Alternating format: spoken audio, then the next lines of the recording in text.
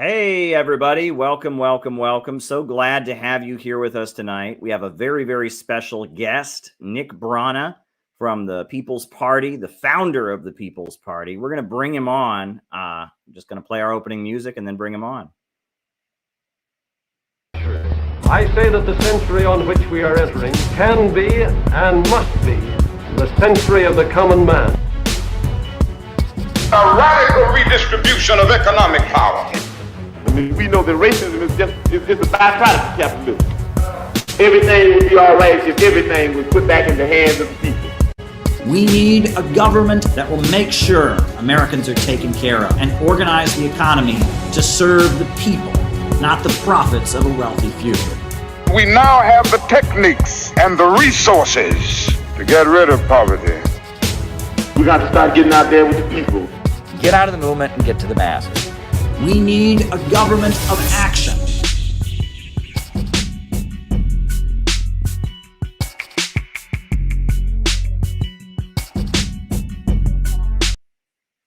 All right. So now we'll bring on Nick Brana, the founder of the People's Party. How are you doing, Nick? Hey, doing great. Good to see you, Caleb. Good to see you too. Well, we got a lot of things we can talk about tonight. I think the last time we met in person was at our great CPI Chicago conference, where you gave a presentation, a very good presentation about the danger posed by biological weapons and the military-industrial complex. I remember that. That was really, really great. So what have you been up to since then? I know the midterms just happened, and you're a very active person. So is the People's Party. What have you been up to? We've been organizing against the war a lot. So while you've been away, and great to have you back, by the way. Sure. We have the country, the world has come to the brink of nuclear war in this idiotic, pointless war to maintain American hegemony in Ukraine. And so we've been organizing against that. Just this weekend, we disrupted Bernie Sanders, Tim Kaine, Jennifer Wexton, and the folks at the Larouche movement, Schiller Institute, Jose. They've been doing an amazing job as well in doing this. Is exactly what we need. It's reviving an anti-war movement. So we've been very focused on that and very concerned with that. That's great. Now, you also, we have the video here. We'll show it in a second, where you confronted Bernie Sanders. But I think that's important. People may not understand the significance of that because you come out of the Bernie Sanders movement, right? That's your background, right? Tell us more about your history with Bernie. Yeah, not just that. I worked for the Democrats for a few years out of college, thinking naively that that's where change could be made. This is a left-wing party in the United States. Quickly discovered through working with Terry McAuliffe, John Kerry, Obama, that this is a corporate party as much in the grips of Wall Street, the military-industrial complex, as the Republican Party. And so, I kind of left the Democratic Party for a time there for about a year and a half. And then Bernie Sanders came around and I said, I've got to give it a shot with Bernie. I went to his first rally here in Maryland. I'm in Virginia. So, and said, gotta give it a shot. So, went up to Burlington, spent a year with him. He asked me to do national political outreach. And so that's what I did. I reached out to the superdelegates and other DNC members and kind of political contacts for him for a year, and then helped organize the convention. He asked me then to become a part of Our Revolution, one of 13 members to become, out of a 2,000 person campaign to continue with him in Our Revolution. And that I was only there for a month, though, because pretty quickly he tried to take billionaire money at Our Revolution, like violating the whole pledge, the whole point of the campaign to be independent of big money, big billionaire and corporate money. And so at that point stood up and among the staff when we found out and said, I for one, I'm not going to take this. We had a few meetings, tried to talk him out of it. Bernie Sanders wouldn't budge, want to take that big money. And so we walked out of Our Revolution. So, not only did I work with Bernie, but I worked closely with him, and he chose me to go to Our Revolution with him.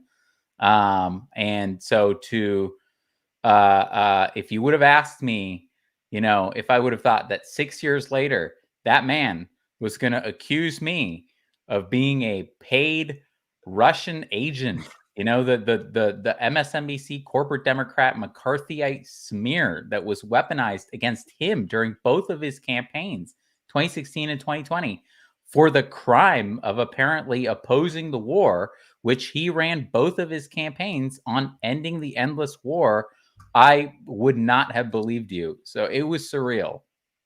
All right. Well, we'll show the clip here before we go any further, because there's plenty to talk about here. All right. Let's show the clip here. Our economy. Bernie, you're leading us to nuclear war! Bernie, you're going to start a nuclear war! Shut up to billionaires and then cut Social Security. Why are you funding destroying Ukraine,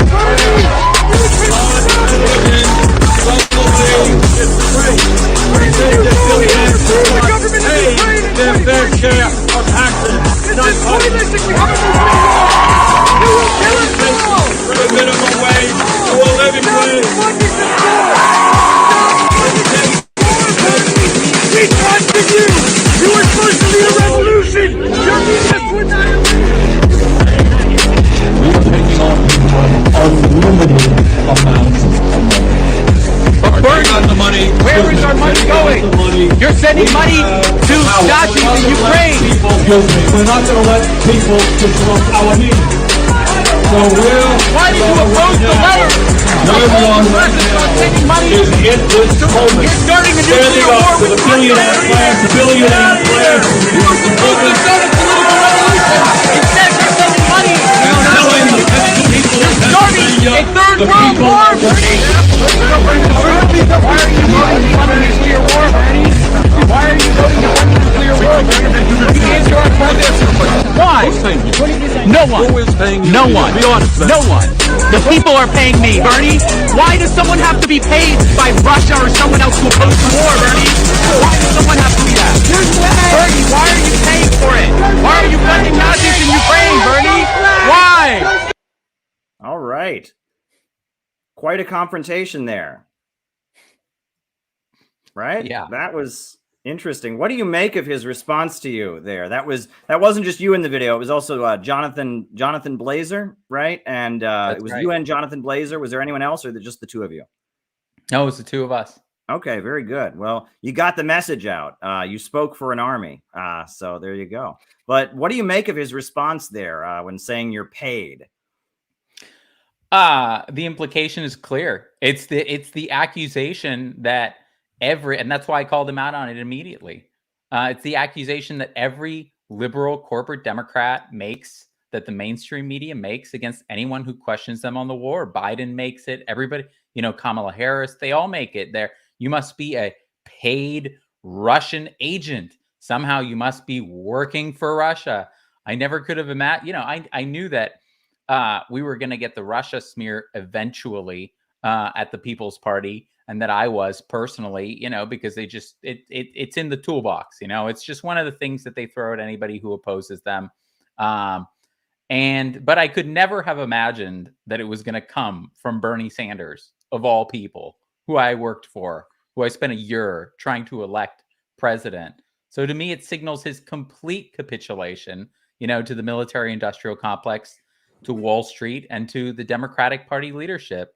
And the most pathetic thing, I was just with Jimmy Dore talking about this as well, because, he was appalled by it also.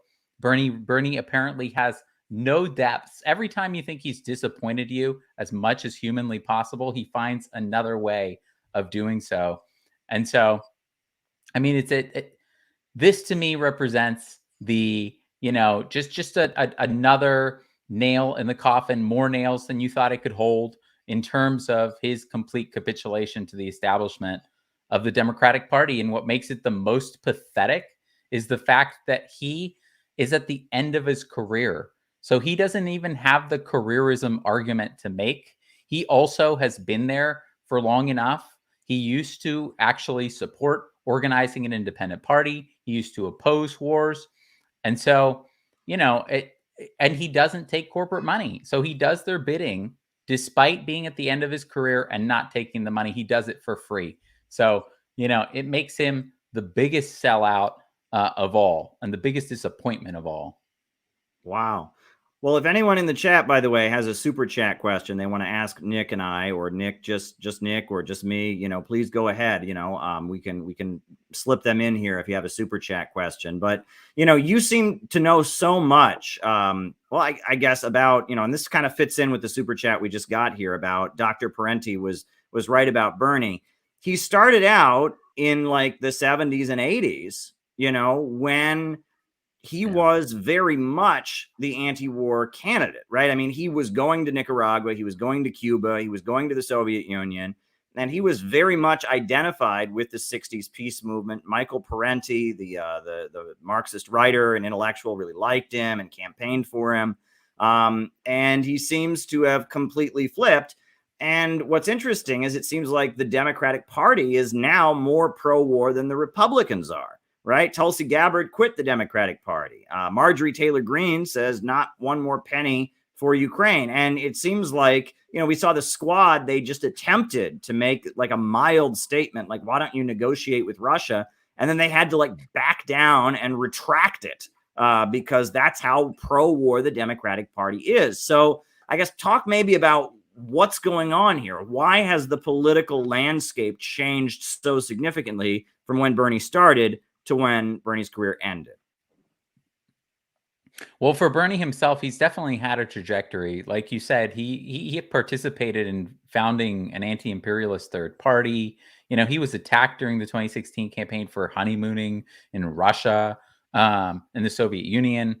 And so his transformation really happened when he was elected in 1990 to the House. And then one cycle in, he started caucusing with the Democrats. And that's when it all went downhill. And that's when he changed. Even, when he went to Congress that first time, he was still an independent that first term. He was still calling for a third party.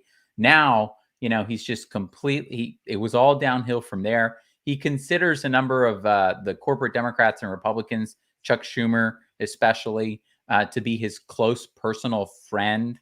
And so I think that speaks to that really speaks to who he's become and who he is.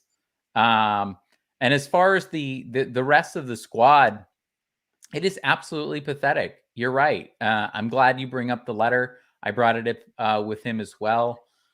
This was the weakest attempt. This was really, the bar was on the floor. They weren't calling for an end to the war funding. They weren't calling for a cessation of hostilities, any of that. They were just saying, hey, maybe while you're putting $80 billion there and sending it to the Nazis in Ukraine and instigating a third world war and a nuclear war with Russia, maybe you should negotiate at the same time. So there's like an off ramp that you're working at the same time that you're doing this, and apparently that was too much for Biden and all the neocons who run the Democratic Party now. And so it was retracted in less than 24 hours. And you're right. It is the most damning, pathetic statement about the Democratic Party that the Republican Party is a more anti-war party now because it has a sporadic few who will question it. And the fact that we give all this money while there's shortages of baby formula here in the United States. Marjorie Taylor Greene called out the Democrats and the rest of her own party for one of those big spending packages while there was that shortage here in the United States. And so, these are the things that Bernie Sanders should be doing. And the other thing I want to bring up about Bernie is in any other country and any other party, he's a two-time runner-up in the Democratic Party, supposed to be a progressive. In any other country, in any other party, that person would be an opposition leader. They would actually be challenging what the establishment is doing, what the corporate controlled leadership of the party is doing. Instead, Bernie Sanders, from day one of the Biden administration, even before complete capitulation, not challenging the corporate appointees, Biden's corporate appointees, not supporting forced the vote or fighting for Medicare for all, not fighting for the $15 minimum wage, not actually fighting for something worthwhile in a Build Back Better plan, not even holding Biden to a public option, so it's just every single step of the way, Bernie Sanders has completely sold out and become kind of the mascot of the Democratic Party and what it does to people. Yeah, well, it's interesting, and there's been some more super chats, and we'll get to that later. But before we get there, we know about what happened where the DNC rigged it against Bernie in 2016, thanks to WikiLeaks. But it appeared to me that it was being rigged against him in 2020 also. And you remember that meltdown that Chris Matthews had, where he talked about, there's going to be executions in Central Park, if we lost the Cold War. It was like out of nowhere. It was like, this like old man moment or something. It was very, very odd. And then the other thing is I remembered it seemed like a theme in, 60 Minutes did this hit piece about his ties to the Cuban government, and the New York Times discovered, just randomly discovered, I'm sure no one just gave it to them, these files of the KGB had investigated Bernie Sanders when he went to the Soviet Union in the 80s. And it was like they were very clearly trying to construct the narrative that to some degree or other, even though Bernie Sanders has gone along with U.S. foreign policy very, very consistently, they very much, it was almost like there was a section of the deep state that was saying, well, because he was anti-war before, he's not trustworthy. Did you get that feeling? I got that impression as well, that like documents were being leaked and things were coming out, and a narrative was being constructed by CNN, by the New York Times, and by CBS that sure, he's not anti-imperialist now. He's not pro-Russia now. He doesn't want to get along with China now. He doesn't want to get along with Cuba now, but he used to, so keep him away from the White House. Am I onto something? Yeah, in 2020, they approached his campaign, the intelligence agencies, and they told him, we have credible evidence that Russia favors a Bernie Sanders victory, and that they're supporting, that they're supportive of Bernie Sanders and his his advisors. I think Matt Duss was one of them. Infamous neocon now, Bernie Sanders foreign policy advisor. He was one of them who the campaign actually bought that line, but that was not, and so of course did massive damage to the campaign by not standing up to it or opposing that. But that was par for the course for Bernie Sanders, because in 2016, he did the same thing. In 2016, the whole Russiagate narrative was a repudiation of Bernie Sanders and what he stood for. And it was also meant as cover.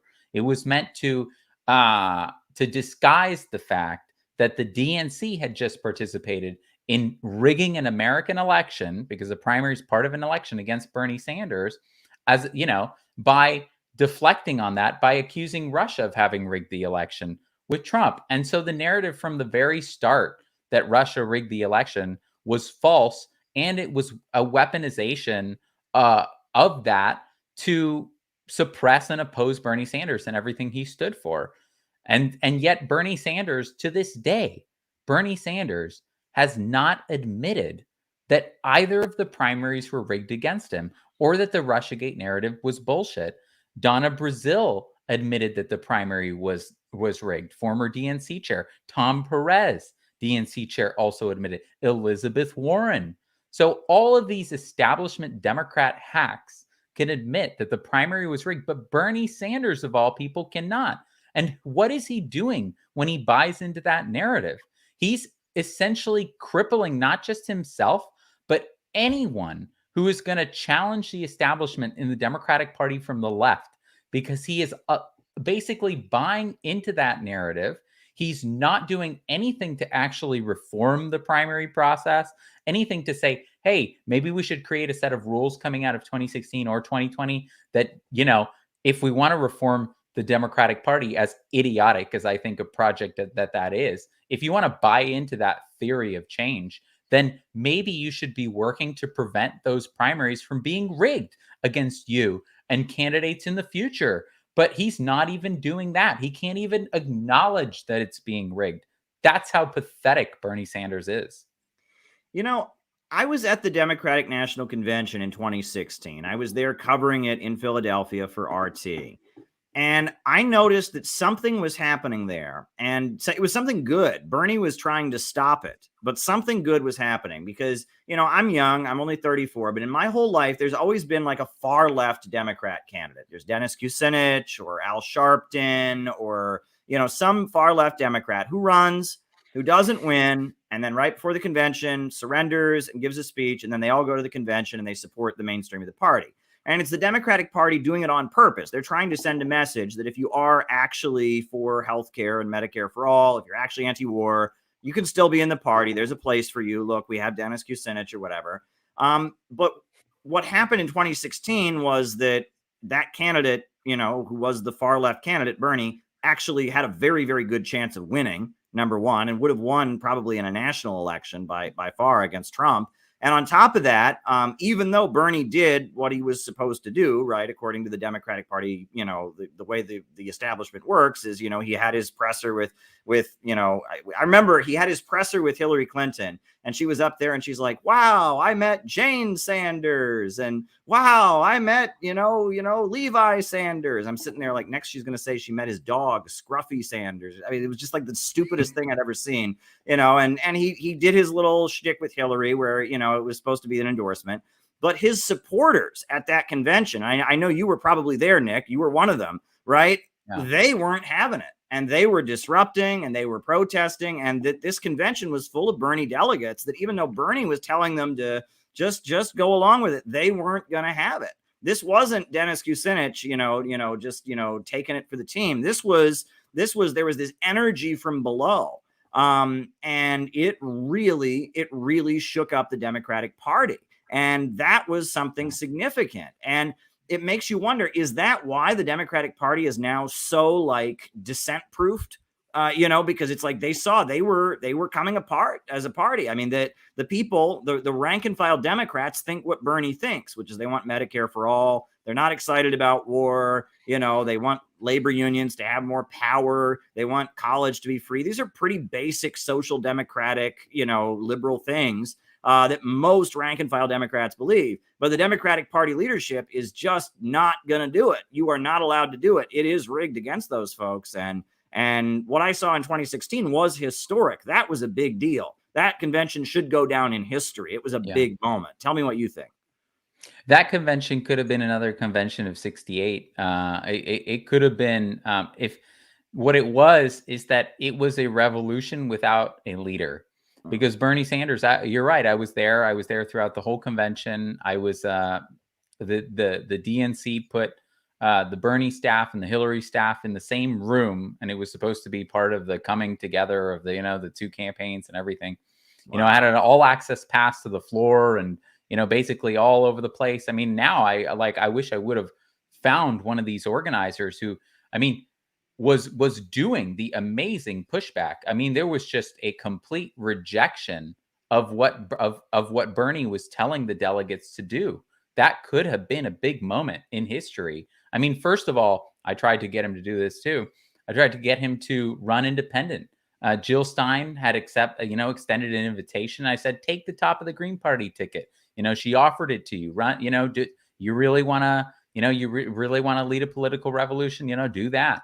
And, of course, he didn't want to. Same thing you mentioned. He doesn't want to be like Ralph Nader. He didn't want to, lead to Donald Trump getting elected. But it was his actions that did lead to Donald Trump getting elected. Right. It was the fact that he didn't challenge it. The fact that he, tried to funnel all the energy of his campaign, which is strongly anti-establishment, into Hillary Clinton, And at that convention, it was amazing.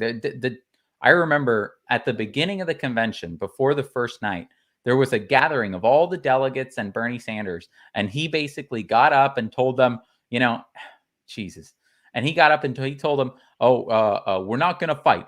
He basically told them, we're surrendering. We're surrendering. Hillary Clinton's going to be the nominee. And this had been obvious that he was going to do that. And having been on the campaign, I especially knew it. In fact, even before he lost California, which was stolen from him.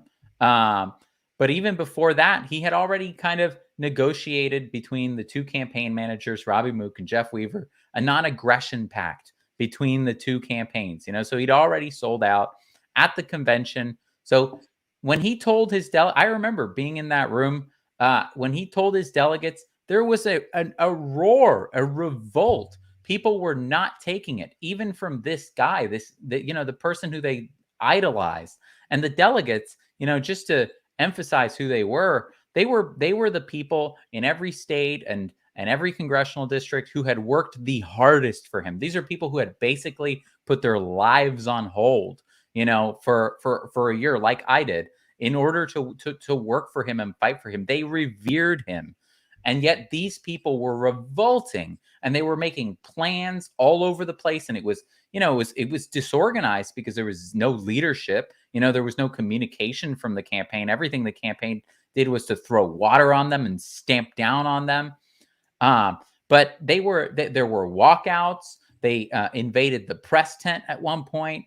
The DNC started actually kicking them out of the convention and putting seat fillers so that you couldn't tell on television, that they had been kicked out. They started turning the lights off.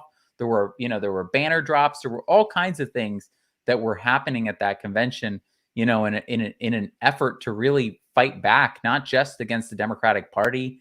And of course, at this point, WikiLeaks had just confirmed beyond any doubt that the convention had been rigged, that the primary had been rigged, that Debbie Wasserman Schultz had been in on it, that other DNC staff had been in on it. So they did everything they could to suppress it.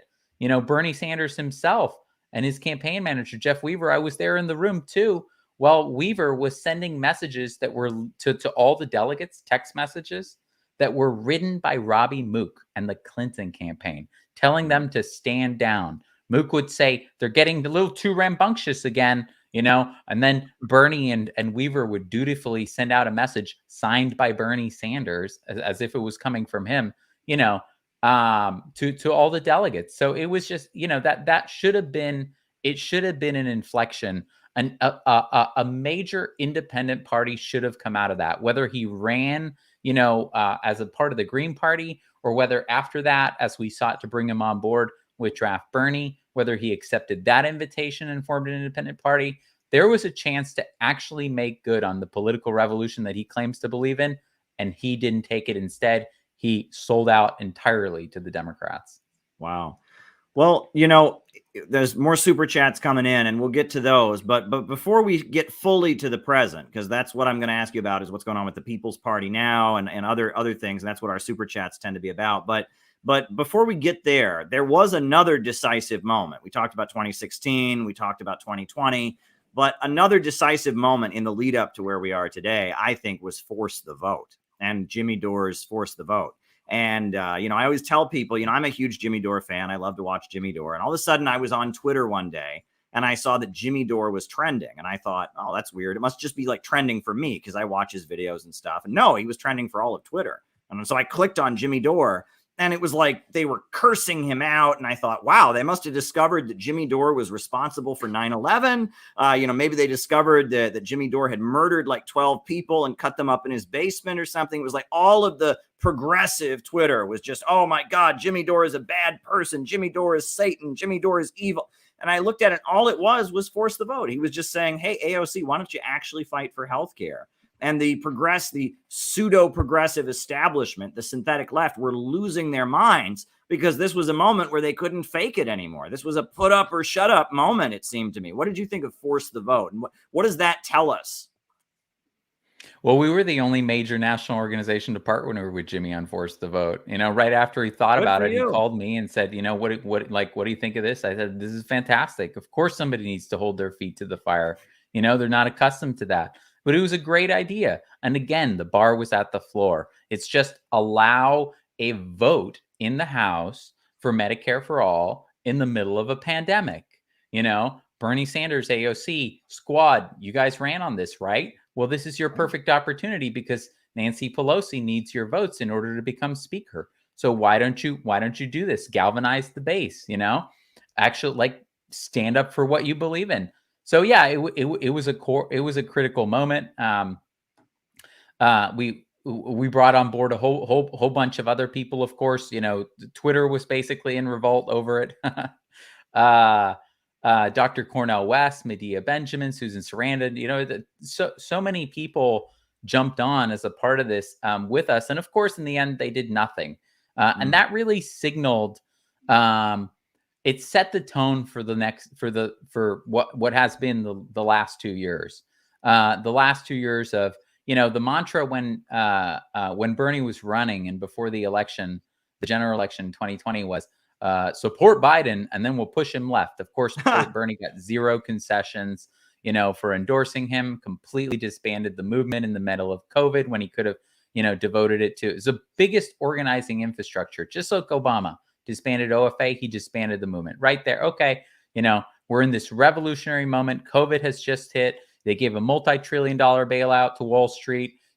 You've got this, okay, maybe you're going to lose the primary, but you have this massive organizing apparatus capable of calling and texting millions of people and the volunteers ready to do it. And they can do it remotely. They don't have to be in a campaign office, and hundreds, just like me and the other 8 people who left our revolution 4 years prior in 2016, hundreds of his staff members wrote him a letter begging him to keep the organizing infrastructure open, saying, let us provide mutual aid. Let us organize in some way, for other progressive Democrats. He shut it all down. He shut it all down. The biggest organizing engine at a moment of incredible crisis. All right. I still think that's one of the worst things that he's ever done. And there's a long list. Going back to 2016 to the end of 2020, that forced the vote, and the way they capitulated, every single one of the progressives capitulated on that, set the tone for what they were going to do for the next 2 years, which was not only go along with the Biden agenda, but actively cheer it on. Mm-hmm. And so there was this infamous moment 100 days into Biden's administration where the press asked a number of different members of the squad and Bernie Sanders, what grade would you give Biden? How is he doing 100 days into his administration? And they gave him an A, excellent, and it was amazing because not only had he not followed through on the super majority progressive policies like Medicare for all and a $15 minimum wage and, improving labor rights, but he hadn't even followed through on his own moderate policies of a public option, lowering the age of Medicare to 60, things like that. Wow. So tell us now, what is the People's Party's current agenda? Like, what is in the works for the People's Party right now? And after you answer that, we will get to these super chat questions we've got, which are piling up. So go ahead. What's on the agenda for the People's Party? Well, in addition to the anti-war organizing that we're doing now, which is very important to us, is our organizing focus, because we believe in direct action and electoral organizing. We don't believe that, either one is alone in and of itself, is enough in and of itself. So at the same time, we are also creating our charter and bylaws for the National Committee, the National Committee of the People's Party. So we have convened delegates from across the country, from different states across the country, and we're meeting weekly in creating that charter and the bylaws for the National Committee of the People's Party. That's kind of more of the internal party work that we're doing. And then at the same time, we're also looking to run a presidential candidate, because when you look at the history of third parties in the United States, a lot of the ways in which they've been built because of the horrendous way in which our electoral laws are written is that it helps to build a party by running a presidential candidate. So, for example, if that candidate gets 1, 2, or 3%, depending on the state, then you get permanent ballot access in that state. And that candidate can run before you have ballot access in the state, because there's a legal mechanism called political designations whereby the candidate can run as an independent, but they could run, for example, as People's Party. They could show up as People's Party on the ballot, so they would be People's Party on the ballot. And also the thresholds to get ballot access are lower when you follow that process. And so that's what we're working on now, is actually working towards that presidential campaign, doing the work of creating the national party infrastructure and the rules, to try to avoid some of the pitfalls that the Green Party and other third parties have encountered in this country that has stifled them from succeeding. And then, of course, organizing against the war. Very good. Very, very good. All right. So our first super chat question, Chris Morlock asks, hey, Nick, I worked on Draft Bernie in 2017. I don't know if you remember me in San Francisco. Is People's Party ready to condemn the, quote, left in the U.S. as a complete sham going forward and give up the progressive label? Wow, that's a provocative question. What do you say, Nick? That's to you. Hey, Chris, and I would say 100%. We left that progressive label in the dustbin and in the rearview mirror. I would say probably a year and a half ago. About after Force the Vote, which is when we really concluded when people think of progressives and when we think of who are the progressives leaders, they think Bernie Sanders, they think AOC, they think these people who are the progressives, who are the worst kind of Democrat because they know better, and yet they still follow false dictates through the party elite that control them. And so, absolutely, we consider ourselves populist. That's how we identify. Very and good.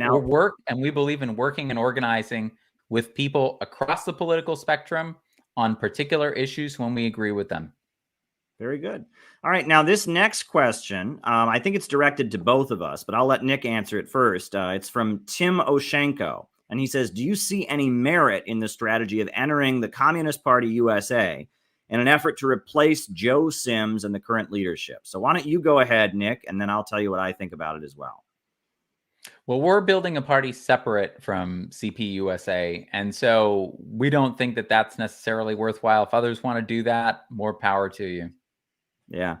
I have always said, as much as I respect people who might try to do that, that's a complete waste of time. That the Communist Party is very much the private property of a few individuals. And, you're not, imagine going to somebody and saying, hey, can you just sign your house and car over to me? It's not going to happen, right? It's been in certain families for years. It's a stock portfolio. It's, some Manhattan real estate. And it's an entity that's been around for a really long time that campaigns for Democrats and coordinates, it's basically the Communist Party functions as the Democratic Party's back channel to Cuba and Vietnam and China, right? It is a mechanism through which the Democratic Party can hint to China and to Vietnam and to Cuba that maybe if the Democrats get in, things might be better for them. That's basically what it was. And it played the Communist Party, and I did a whole stream about this with Peter Coffin. The Communist Party played a very negative role at the time of the fall of the Soviet Union because they really reinforced the delusions of the Gorbachev wing of the Soviet Communist Party that if the Soviet Union threw in the towel, the United States wouldn't go in and just, plunder the place, and the Communist Party USA and the Gorbachev wing of the Soviet Communist Party had a relationship that was catastrophic, not just for the Soviet Union, but for the world. And I've always said, I've known so many people that have gone into the Communist Party and that have been like, well, we're going to go in. And I've heard my entire adult life, I've been doing communist stuff since I was 18. I'm 34. I've always heard that the Communist Party sucks. It's just a group of people that campaign for Democrats. But I've always heard it's about to get better because all the young people who join it, they're going to turn it around. But what happens is in 1 or 2 years, those young people all get kicked out or they all realize the party's never going to change and they, go on with their lives. And the Communist Party remains in the hands of a clique of people whose parents were in charge of it before they were and whose parents were in it, whose grandparents were in it before. And it's just, it's not a worthwhile endeavor. I mean, as somebody who's thought a lot about these things and knows people who've been in this kind of process for a long time, it's not something I encourage people to do. But, I know there are people that have spent a lot of their life trying to rejuvenate the Communist Party. And, I'm not saying they did it in vain, but it's not where I've chosen. My attitude is, look, do what Nick did. Build it. You want to build a progressive organization? Go out and do it.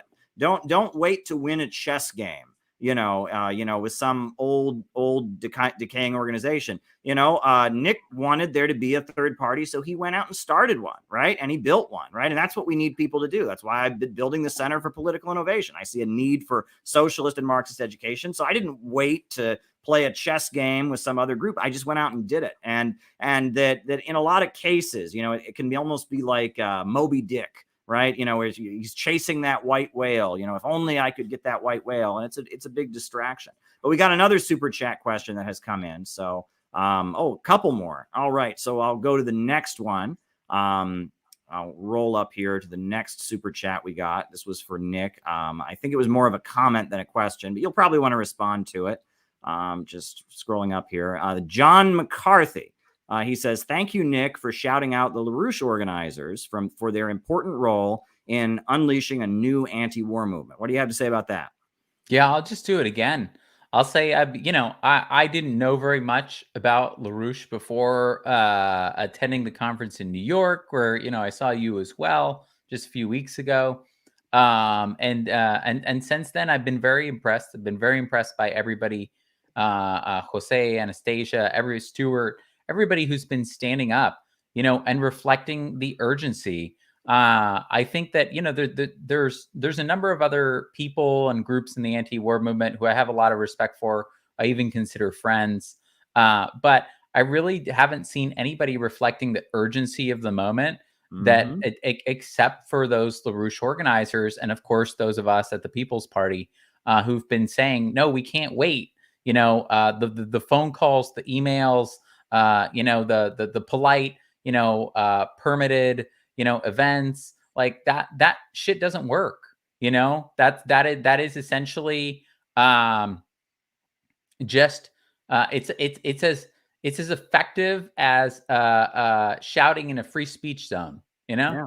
It's like, and so you have to go and confront these people where they are. You have to be present. You have to make a statement. You have to get in front. And through the courage of you going there and getting thrown out and getting physically dragged out of the place, that you will inspire other people to show them the urgency of which the situation demands. Because you can't at the same time, we can't collectively as a society and individually, morally, be looking at headlines about the horror that is happening in Ukraine, the horror that has been inflicted by the warmongers in both parties in this country, around the world, and say that I'm just, and kind of passively accept that and take that in without any kind of reaction. That is the kind of moral deadening of society and of the human spirit and soul. It's incumbent upon us to respond to that appropriately by, as was said famously, putting your bodies in the gears of the machine to stop it. Yeah, that's Mario Savio from the Free Speech Movement, 1963. Wow. Well, I will say that, my opinion of the LaRouche people has so drastically changed over the past few decades. I mean, over the past 5-6 years, over the past decade, but especially over the past 5 or 6 years, because, when I was first doing communist stuff, when I was, like 19, 20, it was just common knowledge. The LaRouche people, they're fascists, they're right wingers, they're dangerous, they're working for the government, stay away from them, blah, blah, blah, blah, blah. That was just, everyone just said, oh, they're bad, stay away from them. And then I noticed that as I started getting more and more involved in anti-war stuff and speaking up about Ukraine and all that, people started saying the same stuff about me. And I was like, but I'm a leftist. What is this? And I noticed I started getting that same kind of label. And on top of that, I noticed that I was starting to read LaRouche materials and really get a lot out of it, because they had done huge amounts of investigation into foreign policy and into economics and the economic motivations behind foreign policy, which is a basic part of Marxist analysis. And the more I looked into it, the more I realized that to some degree or other, the left, the so-called left in the United States, has always been kind of a cliquish inner group that the government has its finger in. And if you're not part of the clique, and you know about this better than anybody, Nick, if you're not part of that clique that runs what's called left in the United States and gets all the foundation money and gets the grants to write books, you get blackballed, you get blacklisted. And it looks like Lyndon LaRouche was somebody in the 60s that experienced that.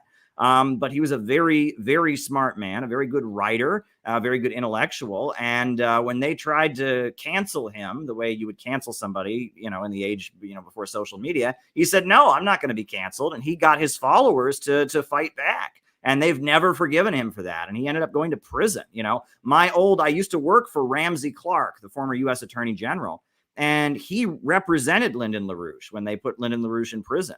And he told me that, Lyndon LaRouche had said some pretty awful things with him, but then in the late 80s, they became friends and they went to Iraq together, and stuff like that. So, I have really learned a lot from the LaRouche people. There are some fundamental differences. I will never agree with them on certain issues, but I see them more and more when it comes to especially anything related to U.S. foreign policy, anything related to economics, the need for infrastructure. They're right on point. They are right on point. So the next super chat question we've got here, this is from Kinky. And she says, she says, lots of former Bernie supporters are wondering, given what we now know, what would Bernie have been like as a president? I'll let you answer that, Nick.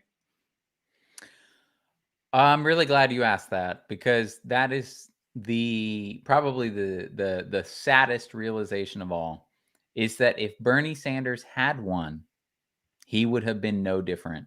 He would have been an Obama. He would have not only would Bernie have not been able to overpower the Democratic Party machine, he wouldn't have tried. Because that's what he's not doing now. Bernie Sanders campaigned in 2016, especially 2020, as the organizer in chief. He said, when I get into office, it won't be enough that I be there as president. We'll still be confronting a corrupted political machine and two corrupt parties. He said this in 2016. He's calling out, that was back when he was calling out the oligarchy, the duopoly. And then not only did he, so he said, we're going to need tens of thousands of people in the streets, pressuring Congress to enact my agenda when I get elected, and he really showed that he doesn't believe in that at all, and so that reflected a theory of change that is closer, to ours at the People's Party, that you need, it is always social movements are always behind the pressure. The politicians are always the last one. They're dragged along with the social movements, as opposed to willingly, they come when they have no choice, then they will go along and take the victory and pretend they always stood for it. That's what happens. But Bernie Sanders, so he was expressing that kind of actual historical perspective, but he showed during the campaign, and in that example that I gave, when he disbanded his movement at a time when it literally had no other function than, there was literally nothing else that it was doing. He showed that he really doesn't believe that. He's also shown that he doesn't believe that in between his two campaigns and since 2020. Because where is Bernie Sanders holding rallies? Where is Bernie Sanders calling, people to organize for the $15 minimum wage, for Medicare for all, against the war, anything? Where is Bernie Sanders mobilizing people at all in any way? No, instead, Bernie Sanders is demobilizing people. And that's exactly what he would have done as president. Would have been another Obama. And I actually, I had a conversation with 3 of the squad members in August of last year. It was on the first night of which they occupied the steps of the Capitol against the eviction moratorium, which was about to be lifted. They were protesting. It was Cory Bush started it. And then Ilhan Omar and Ayanna Pressley joined.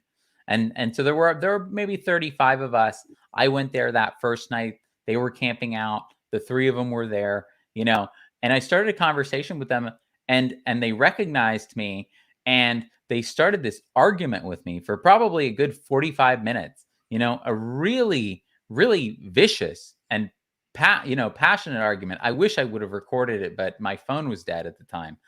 And so One of the things that they said, though, was I found extremely significant, and that I confronted them and I said, you guys aren't exercising your power. Your power isn't in your ability to propose legislation or, follow parliamentary procedures, what you can do in Congress, in the building. Your power is in your millions of social media followers. AOC, 14 million alone, Instagram, the same thing. All of you, if you got together and started promoting actions such as this action itself, which they didn't even promote that on social media, so they were even that action was for show, and later we found out had actually been okayed by Pelosi.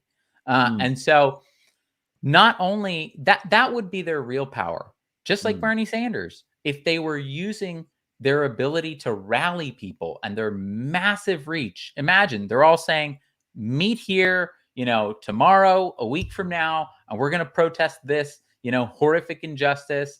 They could bring out thousands of people for any issue. They could surround the White House, but they fundamentally do not hold that theory of change. That's what I discovered in speaking with them, is that they do not hold the theory of change that is the historically accurate theory of change, which I would venture to guess that most of us who are here believe, that it always comes from people who are putting pressure from below in social movements. They don't believe that. They think they can get things done playing the inside game and being friends with the politicians.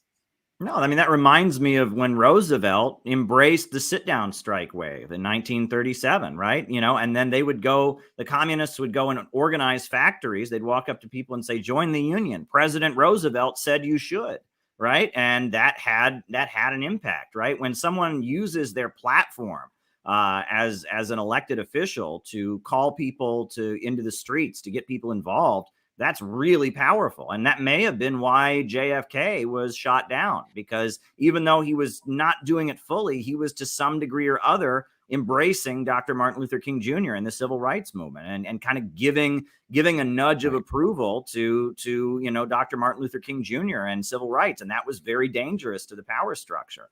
I mean, we've got another super chat here. This is a follow-up. Chris Morlock says, in some ways, I agree with Caleb. The CPUSA was successfully taken over by the Marcusean left in the late 70s, right? That's Angela Davis, right? She comes out of Herbert Marcuse, crippled Hall, and it led to the support of the Gorbachev movement. Very effective. So I don't know if you want to say anything about that, Nick, but we got plenty more to get to before the night is done. So I'll leave that to you. Right. Well, I don't want to comment on that anymore. We've hammered that topic into the ground, but I'm scrolling up here because we've had a few more super chats since then. So let me see what else is here. I'm just scrolling up here because we use StreamYard here. Oh, here's a good one. Any ideas? It's clicking. Any ideas on how to prevent the infiltration of orgs? That's a good question. Yeah, there's another thing we have experience with. Well, I think the best thing to do is tell your strategy on YouTube to everyone on the internet, so they know exactly. I'm just kidding, of course, but go ahead. Say what you want to say on that. No, what I can share is strong vetting. You need to vet people. Also, there are simple questions. When you have our organizers, what we do is when someone joins us, we'll speak to people, and you can get a sense. By speaking, asking certain questions. The people who are genuine have a heartfelt ability to express themselves. Others do not. And then just having strong rules, being very aware of the tactics that have been used to infiltrate organizations in the past. The CIA handbook for disruption, for example, field guide for disruption of organizations. And looking out for that, and having hard and fast rules against that, and being prepared to remove people who are just there to disrupt. Yeah, well, I mean, my general approach to things is that anyone who comes around and starts saying that they want to do illegal things, you got to get them out of there immediately. I mean, and that's just a given for anyone in any progressive space. If somebody shows up and starts talking about terrorism, left adventurism, drugs, anything like that, you get them out of there as fast as you can, because even if they're not a cop, they could still put you in a huge amount of danger. And right. that because I feel like communist groups in particular, they put themselves in danger because there is this desire to prove how revolutionary you are by talking up like how much you want a violent revolution or something. But in reality, if you look at all the great revolutions of history, they started out as advocating a peaceful transition. And then the power structure made clear they weren't going to allow a peaceful transition. A violent revolution was forced. So no responsible revolutionary should ever go around advocating violence. You should advocate a peaceful transition to socialism. Violence is forced by the power structure. When people are threatened and killed and their democratic right to struggle is taken away, that's when people are forced to defend themselves. But that's not something that we want. And so I think that's an important rule that I go by. But yeah, the other thing is that there should be an effort to, like you said, Nick, make sure that everyone who comes around is genuine. There is always, every political space I've always been to, there's always some people that show up that you can't really understand why they're there. You know what I'm saying? And that's a red flag when it's like, why are you here? Why are you here? Well, at that point, that raises some questions. So, but the other thing, part of the whole COINTELPRO thing is making everyone paranoid. Right? Making everyone think everyone else is a cop and all of that. So, if you spend all your time obsessing over who's an agent and accusing everyone who fights with you of secretly doing it on behalf of the government, that kind of plays into their hands. So, you got to watch out for that as well. That's my thoughts on that. But are there any other further questions for Nick or I? I guess, do you want to add anything? I know you mentioned a presidential campaign. Can you drop us any hints? I mean, I know you're not going to make any big announcements here tonight, but unless you want to, can you drop us any hints of anything that might be in the works? Are there any exciting plans for 2024 or future elections? Well, we would love for Jimmy to run, of course. We think it would be fantastic. And there are others who we think would be really great as well. There's an advantage in as a new party in getting set up in kind of picking a candidate ahead of time as a party, because the way that our ballot access again is set up, they've made it so impossible to create a party, so difficult to create a party. But if as a party you can agree on someone ahead of time, then say a couple years out, it gives you more time to do ballot access, gives you more time to collect signatures, all the various different things that are necessary. And so, right now that's what we're thinking about. We're thinking about really who matches the zeitgeist, who, is really going to be a principled leader who is going to stand up for working people, who is not going to fold when they face the pressure, when they face the attacks, when they face the smears, who has the ability to preferably reach large numbers of people and mobilize and inspire large numbers of people.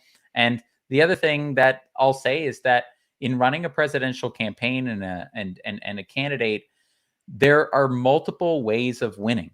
One is if you take the White House, that's fantastic, but it's also a victory if you manage through the campaign to organize people to take stronger direct actions, say, for against the war, for healthcare, for anything. If you manage to build a stronger organization that, opposes the establishment, if you manage to actually perhaps pull some of these new generation of unions, like the Starbucks and the Amazon unions and other unions that are organizing now that are coming up for the first time, if perhaps some of those unions could join together in partnership with a new party that rose at the same time, then they could perhaps avoid the death clutches of the Democratic Party, of, which is the fate of the labor movement right now. And so there's a lot of ways of winning and succeeding. And then, of course, there's getting the message out, positing an alternative vision. There's a lot of ways to win that don't necessarily entail winning the actual White House, although that would absolutely be the goal, because one strong belief of ours, and certainly of mine, is that you have to be willing to actually fight for what you need. Don't compromise off the bat, because then you will get nothing. You have to fight for what you need and demand what you need of the system. Absolutely. So here's another question. Why does the anti-war energy, anti-establishment energy, and overall skepticism to the ruling class seem to almost not exist anymore on the left? What do you have to say about that, Nick? I would say that's true if you define the left as those in Congress or, in elected office. And although it is true, of course, that the mobilization, the level of mobilization, the level of anti-war organizing right now is at a low. It's at a low point. During the Vietnam War, there were hundreds of thousands of people who took the moratorium against the war, a broad coalition in 70 and 71. They came out to the National Mall. They surrounded the White House. They made Nixon afraid that they were going to overrun the White House. They prevented him from dropping atomic bombs in Vietnam, which was his plan to win the war, to start a third world war. And so that actually they helped end the war there. During the Iraq War, hundreds of thousands of people, again, coming out in Washington, D.C. to oppose the war. Of course, all across Europe as well. Now, in that case, in a sign of how unresponsive our political system and the two parties have become, that didn't have the same impact that it did there during the Vietnam War. It had an impact, but not the same impact. But today, you flash forward to today when we're waging this war for hegemony in Ukraine, which is, I think, the closest that we've come to nuclear war since the Cold War. And you have others like Ray McGovern saying that, Scott Ritter. The level of activism, the level of engagement in the anti-war movement is at a deplorable low. And that's why the people who are standing up and calling out politicians and taking direct action and refusing to be ignored and confronting the system in a visceral way, I think are providing a spark that could perhaps reignite the anti-war movement. I'm hoping. I'm certainly working towards that. We are, as the People's Party. I know that others are as well, because I think that this country is tired of seeing tens of billions of dollars shoveled endlessly to war, and especially a war in Ukraine that has no purpose and no relevance to working people in this country, except for the fact that it's increased inflation, it's increased food prices, it's increased energy prices, it's leading to energy shortages with energy that's now being exported to Europe because of the high prices there. And so it's doing nothing that actually serves people in this country. And instead, it's imposing an enormous toll on the people of this country. So I think that the affront of the conditions in which people live in this country, the richest country in the world.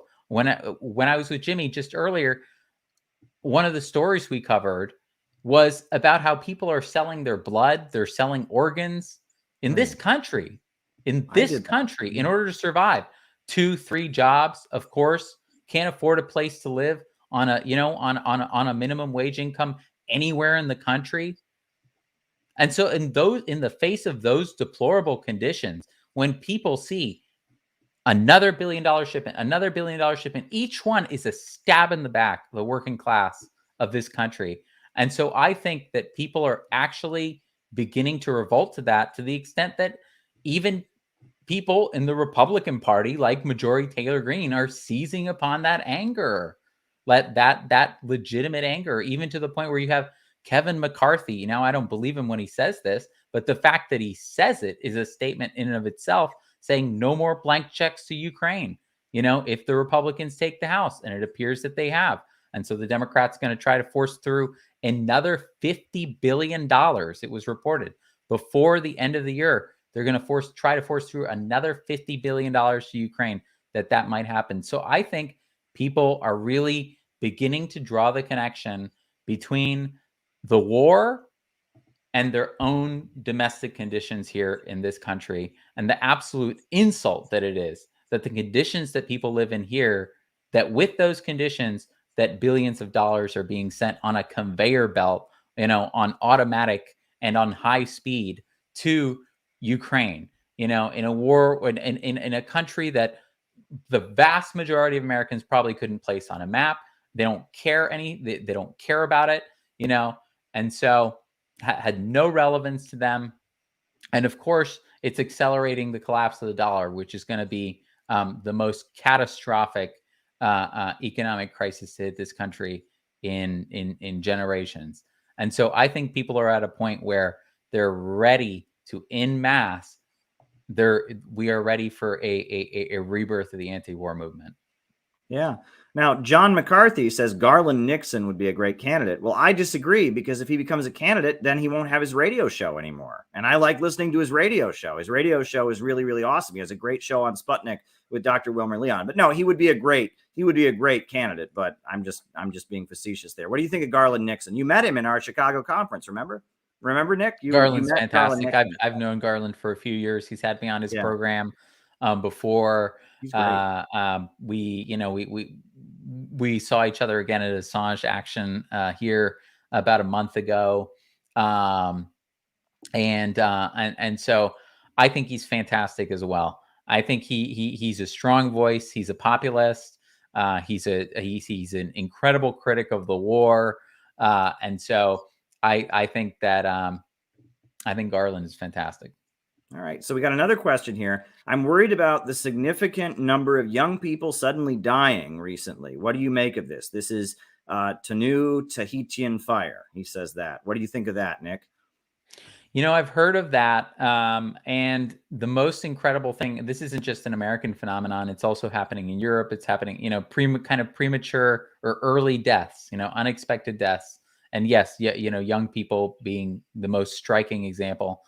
And I don't know why it's happening. I don't know if anybody necessarily knows why it's happening, but that's the most surprising thing, is that this phenomenon, there is this empirical phenomenon, and yet nobody's studying it. Nobody seems to be actually pursuing it, whether it's related to the vaccines, whether it's related to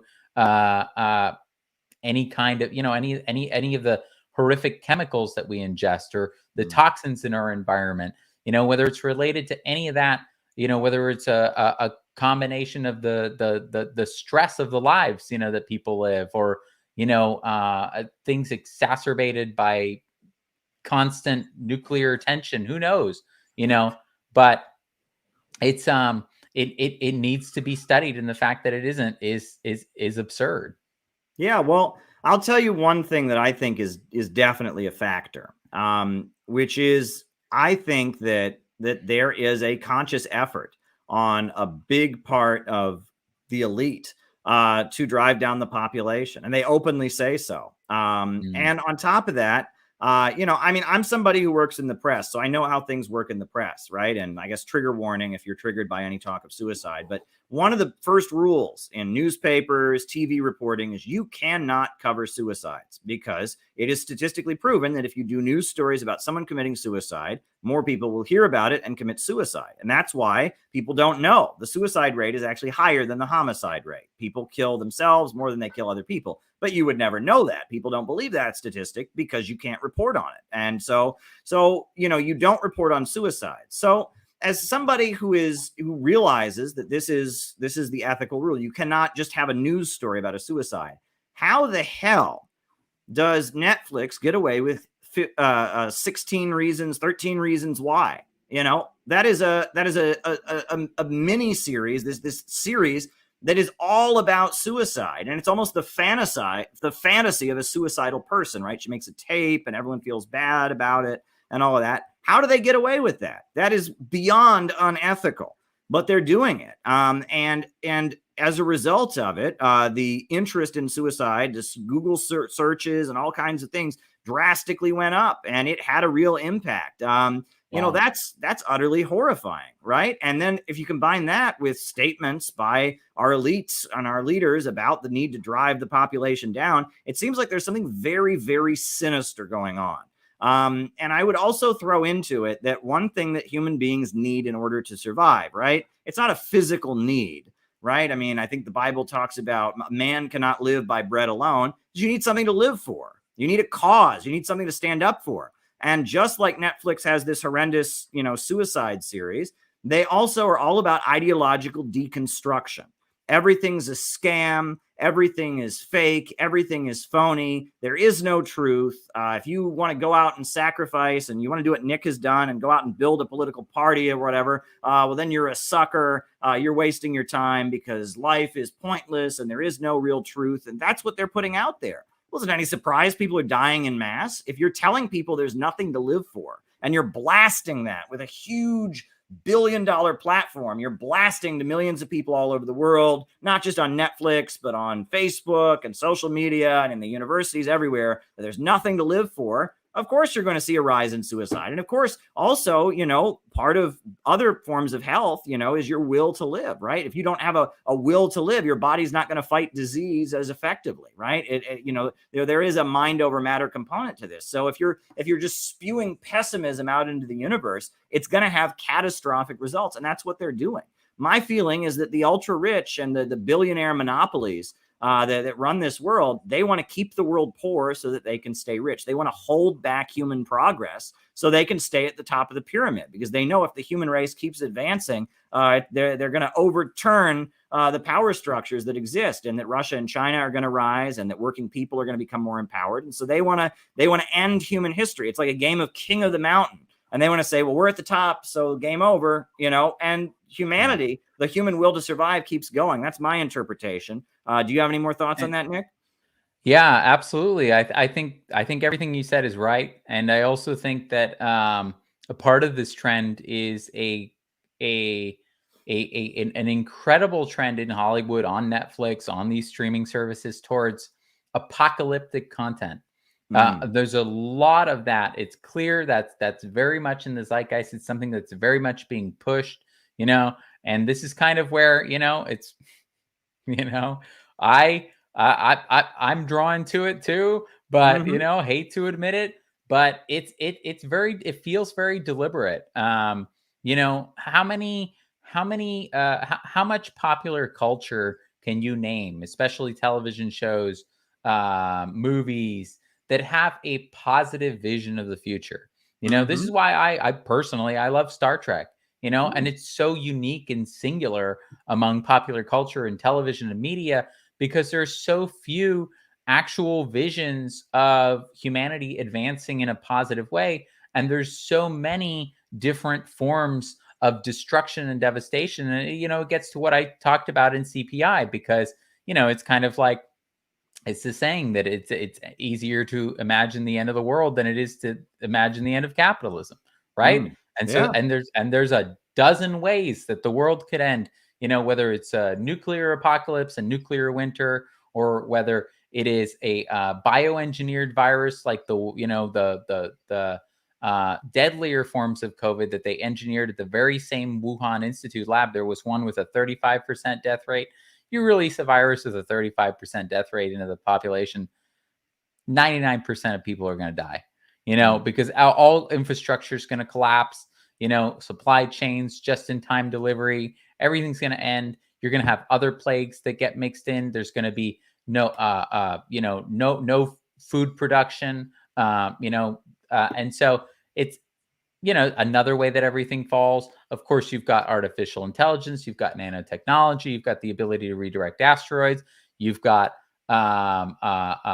hacks that could potentially, you know, cripple the electric grid or infrastructure. There's so many different ways, and these technologies are expanding and proliferating. So there's so many different ways that we can imagine the world ending, particularly under capitalism, than actually, which exacerbates all of those dangers, rather than a kind of cooperative system that would replace it, that would allow us to envision something, you know, where we advance. And I think that that really is a reflection of where people's mentality is. But I also think that it's very much deliberately being pushed by the entertainment industry. All right. Well, where can we keep up with your work, Nick, and with the work of the People's Party? Where can we check back for updates and follow the progress? Peoplesparty.org. Also, we're pretty much on all social media. That's our website, so feel free, if you want to keep up with what we're doing, feel free to sign up there. You can sign up to volunteer. You can make a donation if you want. You can also find us on Facebook, Twitter, Twitch, YouTube, all over the place. Just look up People's Party or People's Party US. Very good. Great. Well, we'll definitely be having you back on, Nick. If you want to come back on, we'd definitely love to have you back, because this has been a wide-ranging, amazing conversation. Our audience is loving it. Look at what they're saying. I mean, if you've been following the chat, our audience has been all about this. So you got fans in this community. You got fans on this channel. So thanks for coming on. And thanks everybody. And I guess we're probably going to say goodnight for now. Sound good, Nick? Oh, sure thing. I'll just say it's great to talk to everyone. Thanks to everyone who sent in super chats. Thanks for the support, of course, the People's Party, our anti-war work, and it's great to have you back, Caleb. We need your voice out there, and of course, you've got an invitation to come join us at the People's Party for a podcast as well. All right, name the date and time. I'll be there. Sounds good. All Looking right. forward to it. Good night, everybody.